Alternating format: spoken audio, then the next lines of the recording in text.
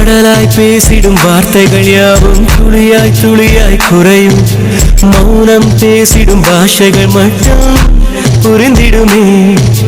தானாய் எந்தன் கால்கள் இரண்டும் முந்தன் திசையில் நடக்கும்.